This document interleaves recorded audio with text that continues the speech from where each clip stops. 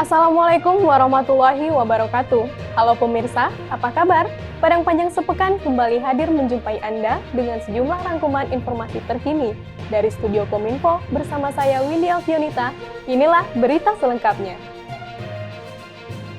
Diharapkan menjadi ikon dan media promosi bagi Kota Padang Panjang untuk Indonesia. Wali Kota Fadly Amran resmikan restoran Padang Panjang milik salah seorang perantau, Yuhelson, yang berada di Jalan Pecenongan nomor 72 Jakarta Pusat. Restoran ini mengusung konsep kolaborasi antara restoran Minang dengan Hotel Bintang 5. Sudah baik, sama-sama. Mei 2023. Ya. Bismillahirrahmanirrahim. 1, 2, 3. Ya. Dengan ditandainya prosesi gunting pita, kita lanjutkan dengan tanda tangan prasasti. Restoran Padang Panjang milik salah seorang perantau Yuhelson diresmikan Wali Kota Fadly Amran. Restoran itu berada di Jalan Pecenongan nomor 72 Jakarta Pusat. Yuhelson mengatakan restoran Padang Panjang ini adalah salah satu wujud dari ambisinya untuk membuka usaha kuliner dengan nama kota kelahirannya yakni Padang Panjang di kawasan ibu kota. Lebih lanjut, Yuhelson mengatakan restoran Padang Panjang ini sebagai perwakilan yang sengaja dihadirkan untuk masyarakat yang berada di Jakarta dan menginginkan masakan khas kampung Minangkabau dengan chef dihadirkan langsung dari kota Padang Panjang. Menu andalannya dendeng batoko dan gulai gazebo. Konsep restoran ini mengusung tema kolaborasi antara restoran Minang dengan Hotel Bintang 5. Sementara itu, Wakaf Fadly Amran sangat bangga dengan hadirnya restoran Padang Panjang yang berada di jantung Jakarta tersebut. Baginya dengan hadirnya restoran ini akan menjadi ikon dan media promosi bagi Kota Padang Panjang untuk Indonesia. Selamat atas launchingnya restoran Padang Panjang di pusat kota Jakarta di Pecenongan dan mudah-mudahan sukses. Kami sangat bangga sekali karena ini juga adalah salah satu perkenalan dari Padang Panjang untuk Indonesia dan tentunya kami doakan restoran Padang Panjang bisa buka bukan hanya di Indonesia tetapi secara internasional. Sekali lagi terima kasih sudah memilih nama dan juga tentunya masakan-masakan yang paling enak di Kota Padang Panjang melalui restoran Padang Panjang. Wakaf Fadly berharap nantinya juga akan banyak lagi hadir restoran Padang Panjang di Jakarta serta kota besar di luar Jakarta bahkan sampai ke luar negeri agar Padang Panjang bisa go internasional. Arajo Alam dan juru kamera Hartono, Padang Panjang Sepekan.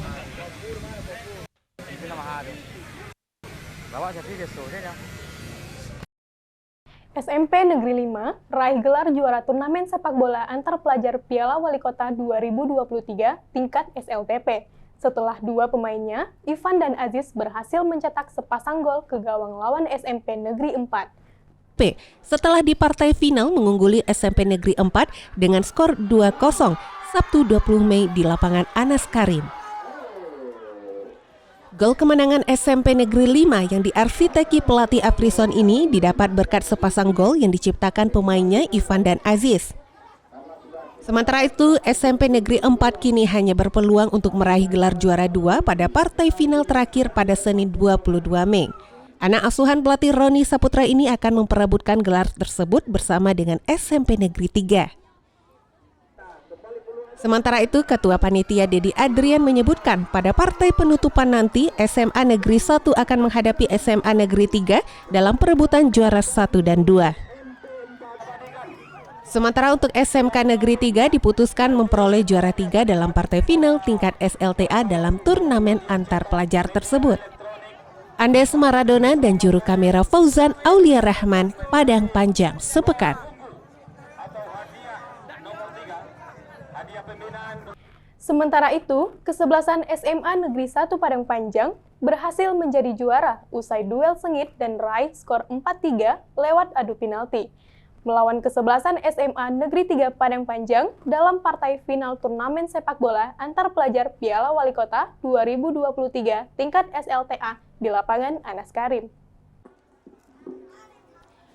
Duel sengit yang tersaji pada partai final yang mempertemukan kesebelasan SMA Negeri 3 Padang Panjang berhadapan dengan SMA Negeri 1 di lapangan Anas Karim pada Senin 22 Mei harus dilanjutkan lewat drama adu penalti setelah kedua tim berimbang 1-1 dalam laga yang berlangsung selama 2 kali 40 menit.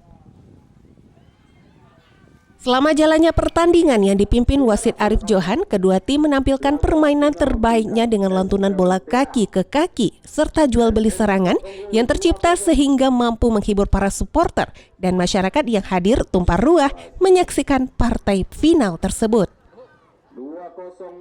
SMA Negeri 1 yang berhasil unggul cepat lewat umpan cutback pada 10 menit jalannya babak pertama harus kecolongan setelah tendangan placing mendatar dari dalam kotak penalti oleh pemain SMA Negeri 3. Pada drama adu penalti, penendang kedua dari SMA 1 sempat tidak berhasil menjebolkan bola ke gawang.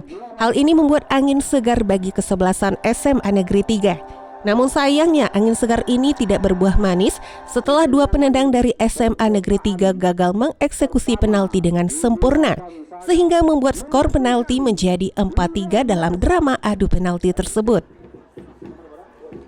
Dengan hasil ini, SMA Negeri 1 berhasil menjadi juara pada turnamen ini, disusul juara kedua SMA Negeri 3 dan posisi ketiga diamankan SMK Negeri 2 Padang Panjang. Rifki Mahendra dan juru kamera Fauzan Aulia Rahman, Padang Panjang, sepekan. Bertempat di Medan dan Bapaneh, PDIKM, event lomba burung berkicau Wali Kota Cup 1 berlangsung semarak dan sukses. Lomba dibuka oleh Wali Kota Fadli Amran dan diikuti sekitar 800 peserta dari berbagai daerah di Sumatera hingga luar Sumatera. Bertempat di Medan dan Bapaneh, Pusat Dokumentasi dan Informasi Kebudayaan Minangkabau, event lomba burung berkicau Wali Kota Cup 1 berlangsung semarak dan sukses pada Ahad 21 Mei. Lomba ini diikuti lebih kurang 800 peserta dari berbagai daerah di Sumatera seperti Sumatera Utara, Riau, Batam, Jambi, Bengkulu, Sumatera Selatan, serta dari luar Sumatera yaitu DKI Jakarta.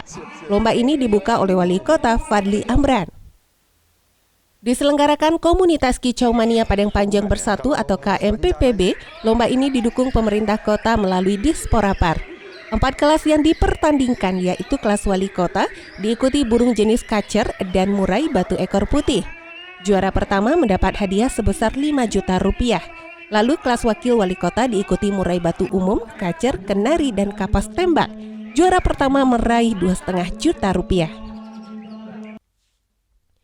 Selanjutnya, pada kelas Disporapar, lomba diikuti burung jenis kacer, kenari, dan konin. Hadiah pertama 1,5 juta rupiah. Sedangkan pada kelas KMPP Bersatu, diikuti burung jenis murai, batu ring, kapas tembak, konin, CH polos, dan lovebird dewasa. Hadiah pertama 1 juta rupiah. Wako Fadli Amran dalam sambutannya menyampaikan apresiasi atas terselenggaranya kegiatan yang berdampak terhadap kunjungan ke Kota Padang Panjang ini. Pialanya tidak kaleng-kaleng ini, asli tembaga berat. Saya yakin prize money-nya pun juga luar biasa kan. Nah, begitu. Jadi dulu ditanya sama Pak Tanjung sama Pak Alek, ya, saya dulu hobi juga, hobi murai. Hal senada juga disampaikan Ketua Panitia Lomba Don Kid. Menurutnya, selain wadah penyaluran hobi, rekreasi, dan silaturahmi, lomba ini juga bisa mengangkat perekonomian rakyat, meningkatkan daya beli burung. Haris Suyata dan juru kamera Fauzan Aulia Rahman, Padang Panjang, sepekan. Peringati Hari Kebangkitan Nasional ke-115, pemerintah kota gelar upacara di halaman kantor Balai Kota, Senin 22 Mei 2023. Wakil Wali Kota Asrul selaku Inspektur Upacara menyampaikan pidato Menkominfo RI dan ajak seluruh komponen bangsa terus pertahankan semangat kebangkitan nasional. Pemerintah kota menggelar upacara Hari Kebangkitan Nasional atau Harkitnas ke-115 di halaman kantor Balai Kota pada Senin 22 Mei 2023. Bertindak selaku Inspektur Upacara, Wakil Wali Kota Asrul yang menyampaikan pidato Menteri Komunikasi dan Informatika Republik Indonesia. Selain merayakan berbagai capaian bangsa Indonesia, Harkitnas juga dimaknai dengan mensyukuri segala langkah kemajuan, perbaikan atau bahkan pelajaran yang didapatkan dari perjuangan Indonesia. Wawako Asrul juga mengajak seluruh komponen bangsa untuk terus mempertahankan bara api semangat kebangkitan nasional sembari cerdas, juga kerja demi kemandirian dan kemajuan bangsa yang berkelanjutan. Bertindak sebagai Komandan Upacara dan Ramil 01 Padang Panjang, Kapten Infanteri Ibrahim, upacara ini dihadiri Forkopimda, instansi vertikal, veteran, kepala OPD, ketua Bayangkari, serta undangan lainnya. Cynthia Putri Lydia dan juru kamera Fauzan Aulia Rahman, Padang Panjang, sepekan. Menjadi salah satu peserta West Sumatera Investasi Forum atau WSIF 2023, Wali Kota Fadli Amran menjelaskan lokasi rest area di Kelurahan Silayang Bawah, Kecamatan Padang Panjang Barat, menjadi salah satu peluang potensi investasi yang besar, dikarenakan Padang Panjang merupakan kota perlintasan. Peluang investasi rest area Silayang Bawah, Kecamatan Padang Panjang Barat. WSIF 2023 merupakan kegiatan dari DPM PTSP Provinsi Sumatera Barat bekerjasama dengan perwakilan Bank Indonesia Sumbar dengan menghadirkan investor-investor lokal dan juga luar negeri seperti Malaysia dan Singapura pada Senin 22 Mei di Haris Hotel Batam Center, Kota Batam, Provinsi Kepulauan Riau. Dalam kegiatan yang dibuka Gubernur Sumatera Barat Mahyildi ini, Wako Fadli menyampaikan ada beberapa peluang besar investasi yang bisa dilakukan di Kota Padang Panjang, salah satunya di lokasi rest area Silayang Bawah. Wako Fadli berharap dengan potensi yang ada di Padang Panjang bisa menarik investor untuk berinvestasi di kawasan rest area ini yang akan berpengaruh baik bagi masyarakat Kota Padang Panjang. Turut hadir Kepala BI Sumbar, Kepala BI Kepri, Kadin ASEAN, Kadin Sumbar, dan Kadin Batam. Dega Paduana dan juru kamera Asep Media Putra, Padang Panjang, sepekan. Dharma Wanita Persatuan Kota Padang Panjang gelar halal bihalal pada pertemuan bulanan di Hall Lantai 3 Balai Kota. Kegiatan ini difasilitasi DWP Unit Dinas Sosial PPKB PPPA bersama DWP Unit Kantor Kemenak Padang Panjang. Dalam pertemuan ini, sekaligus pula diumumkan anggota baru DWP, yaitu DWP Rumah Tahanan dan DWP Institut Seni Indonesia. Dharma Wanita Persatuan atau DWP Kota Padang Panjang gelar halal bihalal pada pertemuan bulanan di Hall Lantai 3 Balai Kota pada Jumat 19 Mei 2023. Pertemuan tersebut difasilitasi DWP Unit Dinas Sosial PPKB P3A bersama DWP Unit Kantor Kementerian Agama Kota Padang Panjang. Ketua DWP Kota Sri Hidayani Soni Budaya Putra menyampaikan halal bihalal ini dilaksanakan mengingat pada Idul Fitri lalu para anggota DWP tidak bisa bertatap muka langsung. Sri Hidayani menghimbau kepada DWP unit untuk terus melakukan pelaporan kegiatan pada aplikasi yang sudah ditetapkan DWP Provinsi Sumatera Barat. Ia juga berharap dengan bergabungnya DWP Rutan dan Isi bisa menambah warna baru di DWP Kota Padang Panjang. Sementara itu, Kepala Dinas Sosial PPKB P3A Osman Binur menjelaskan memasuki tahun politik yang mana ASN harus bersikap netral terhadap politik yang juga berlaku bagi istri ASN, tidak boleh memihak dan harus netral terhadap politik yang akan dihadapi ke depannya. Cynthia Putri Lydia, Padang Panjang, sepekan. Menjadi perwakilan Kota Padang Panjang dalam Lomba Gerakan PKK tingkat Provinsi Sumatera Barat, Kelurahan Tanah Pak Lambik, Kecamatan Padang Panjang Timur, terima kunjungan pembinaan dari Ketua TPPKK Kota, Dr. Dian Puspita Fadli Amran, yang memberikan arahan apa saja yang dirasakan kurang dari apa yang sudah disiapkan. Kelurahan Tanah Pak Lambi, Kecamatan Padang Panjang Timur yang menjadi perwakilan Kota Padang Panjang dalam Lomba Gerakan PKK tingkat Provinsi Sumatera Barat menerima pembinaan dari Ketua TPPKK Kota Dian Puspita Fadli Amran pada Selasa 23 Mei 2023.